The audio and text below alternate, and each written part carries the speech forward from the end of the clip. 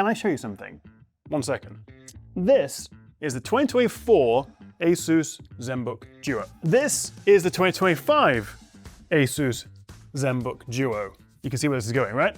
This is the brand new 2026 ASUS Zenbook Duo. And it is a big improvement. In fact, these two are basically identical in terms of design. The refresh of the 2024 to the 25 was just a newer chip and slightly better connectivity, but the same overall design. So just for convenience, let me pop this to one side. The first thing you'll note is these reflections from my studio light. That by itself, in my book, is worthy of an upgrade. We've got this new anti-reflective screen. In fact, speaking of the screens, it's brighter. They've doubled the HDR brightness. It's faster at 144 Hz, up from 120. And look at this thing, look at the gap. Mind the gap, as they would say on the London Underground. They've reduced this by 70%, which makes a heck of a difference, whichever orientation you use. It's gone from basically having one screen with a second plonked on top to almost a seamless dual screen experience. Even the hinge, look at that screen wobble. Ugh. Much better. The whole thing's also 5% smaller in terms of the footprint. They've improved the speakers, they've made it more durable, both of which were complaints with the previous generations. We have a much bigger battery, we have better cooling, and of course we have the latest Intel Core Ultra Series 3 chips, the Panther Lake chips, and I finally get to test it. I'll show you the results in just a second. This 2026 Zenbook Duo is a massive upgrade in basically all the ways. And this is going to be really interesting because we've got 3 generations of Zenbook Duo and also 3 generations of flagship mobile Intel chips. We'll talk a little bit more about performance and graphics later in the video because there's a couple of sort of asterisks there, but very impressive results, although it will depend on which model you go for. With Intel's latest Xe graphics coming in either 4, 6, or 12 core flavors, SKUs. So the performance of the integrated graphics can vary significantly based on which Intel chip you get. Now in this top spec test sample that ASUS very kindly sent me, I have the Intel Core Ultra X9 with the highest end 12-core Arc B390i GPU. And that's along with 32 gigabytes of very fast 9600 megahertz RAM, as well as 2 terabytes of storage. So yeah, it's not exactly cheap, this thing, although fair enough, really, I suppose. You've got 2 beautiful 14-inch displays, this design, and also pretty high-end specs. We're talking over £2,000.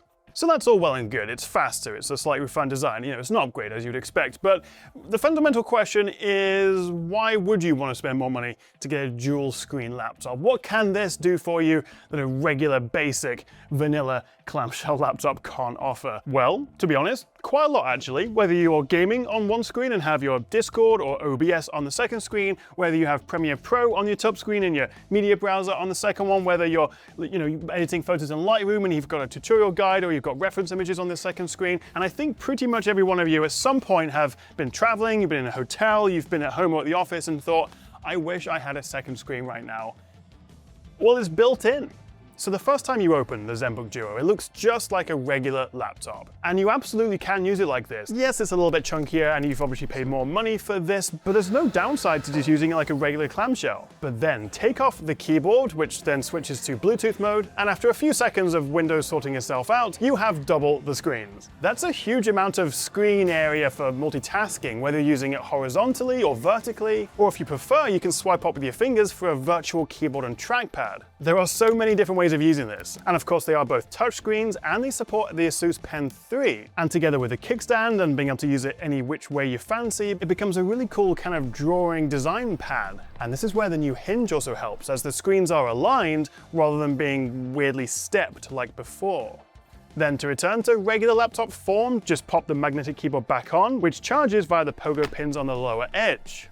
I must admit, if you take this out and about using a coffee shop, on a train or whatever, you do get a few looks. It turns heads, but not in like a I'm wearing an Apple Vision Pro kind of wanky way. It's more like a, ooh, what's that? How do I get one of those? Because clunky windows aside and also price aside, it really is an incredible piece of engineering this. The fact that you have this much screen real estate in a laptop that is really just the same size as a regular 14-inch, albeit a little bit taller and also a fair bit heavier. It's like 1.65 kilograms, which is chunky for a essentially 14-inch laptop. And also it looks a little bit like a club sandwich because you've got that keyboard layer in between there, but not everyone needs a dual screen laptop like this. But I bet pretty much everyone would want one. And for me, I've been using this with one main app on one screen and then my photo or video library or timelines, toolbars, palettes along the bottom. Or if I'm researching a video or scripting, I'll usually use it vertically with my document on one side and then Chrome browser, video calls, ChatGPT maybe on the second screen. And it just saves you constantly flicking between apps and gives you much better visibility of your work. Plus, you can set the second screen as a duplicate of the other screen or an extension. Sharing mode even lets you flip the other screen so a second person can use it sat opposite you. It's also great for presentations or even using as a giant e-reader, particularly with the black and white reading mode, which is really cool. And if you work with a lot of data, like in spreadsheets or programming, having a single app across a super extended display in either orientation, it means you can see a lot more of your data at the same time. And of course, if you need even more screen space, then you can just output from the USB-C or the HDMI port to an external monitor. There's also a couple of tricks to using the Zenbook Duo. With gestures, you can throw apps between screens, you can full screen apps, or you can bring up the virtual keyboard and touchpad, which comes with these customizable widgets, and even a handwriting window so you can easily add a signature to your documents. ASUS have thought of pretty much everything. It's all very slick, but Windows is less slick, and this rotation animation as you go between the different aspect ratios. The OEMs, these companies, do everything they possibly can, but then it obviously runs Windows, so it's still going to be a little bit janky. But enough about that, let's talk about these screens, because they are two identical ASUS Lumina Pro OLEDs. And being 14-inch Quad HD+, so 1800p resolution, they are very sharp. And with OLED's super fast response times, along with that 144Hz VRR refresh rate, everything feels nice and snappy. Well, except the rotation animation. Beautiful inky blacks, colors are accurate, it's really bright. In fact, they've doubled the HDR brightness from 500 nits to 1000 nits of peak HDR. It's even now Display HDR 1000 True Black certified. I also measured 100% of the sRGB and P3 color gamuts, and you can switch between different color profiles, depending on if you're editing photos or color grading video to specific standards. Absolutely no complaints about these screens, and because they've shrunk the gap between them by 70%, it's now just 7.6 millimeters between the screens. The gap is a lot less intrusive, although it's still not completely seamless, and we do have this chunkier bezel at the top, which I'm not a huge fan of. And it's particularly noticeable because it's always in your eye line, whether you're using it in dual screen or single screen mode. This is such a weird laptop. So I've reviewed the previous two Zenbook Duos, the 2024, the 2025, and one criticism, one feedback that a lot of people sort of talk about with these is the durability. Now, obviously I need to spend more time with this, I've only had a couple of weeks with it, but ASUS are pretty confident this is a tough cookie. Both screens get Corning Gorilla Glass, which apparently can take 5 kilograms of direct pressure on top of the display, and a massive 15 kilograms on the bottom. And this hinge, the pogo pins, the kickstand have all been tested and rated for tens of thousands of cycles. It feels sturdy, it really does. Like, I'm pulling the screen back here, I'm sort of trying to flex it. There's no flex, almost no screen wobble either, actually. They've refined the hinge. It's an incredibly well-made laptop. And the rest of the chassis is Ceraluminum. That's ASUS's fancy ceramic-coated aluminium material, which is 30% lighter than aluminium and apparently 3 times stronger. Very nice. As for connectivity, we have 2 full-fat Thunderbolt 4 USB-Cs, 1 USB 3.2 Gen 2, an HDMI 2.1, audio jack, Wi-Fi 7, and Bluetooth 5.4. The only thing really missing is an SD card reader. That would have been nice. We also have to talk about this keyboard, or what they call their next-generation detachable keyboard. And it connects and wirelessly charges via these pogo pins if you pop it on the bottom screen here, but also, as I say, it has the Bluetooth connection if you're using it remotely. And they've doubled the battery life, the inbuilt battery here. So you can use it away from the laptop for, I think, up to 50 hours now. Although you can also charge it by the USB-C and connect it by the USB-C if you want a wired keyboard connection. And it's a full-size backlit keyboard with a very decent 1.7mm key travel, just as comfortable as any other premium ASUS keyboard. And maybe more so, as you can take it off and use it, type on it wherever you want. Can we just talk a little bit more about these new chips, these new Intel Panther Lake Core Ultra Series 3 processors? As I say, I have the highest spec model in here with up to a 16-core chip and also up to the 12-core Xe integrated graphics. So this is the highest end of the new mobile Intel chips for 2026. It's seriously impressive, but it's not just the new hardware. We also get the brand new XeSS3 upscaling with their new XeFG multi-frame generation, and it's this that's responsible for a lot of the heavy lifting and massive jumps in frame rate. It may still not have quite the raw performance of an entry-level discrete graphics card, but with all these AI tricks turned on, and they do work well by the way, it gets pretty darn close. And in Geekbench 6, we see a pretty decent CPU boost, especially from the 2024 Zenbook Duo, but it's all about the graphics. 30% faster than last gen and 60% faster than the one before that. And it was nearly as fast running on battery as well. But again, it's the graphics that steal the show. Look at this Blender benchmark. It's 2 to 2.5 times faster than the first Duo and up to 64% faster than last year. That's very impressive, and it shows the raw graphics upgrade without any of the XeSS AI jiggery pokery. And in the Puget Bench Premiere Pro test, we're looking at a combined 88% and 40% boost gen on gen, which means video editing, exporting, rendering is all a lot smoother this year.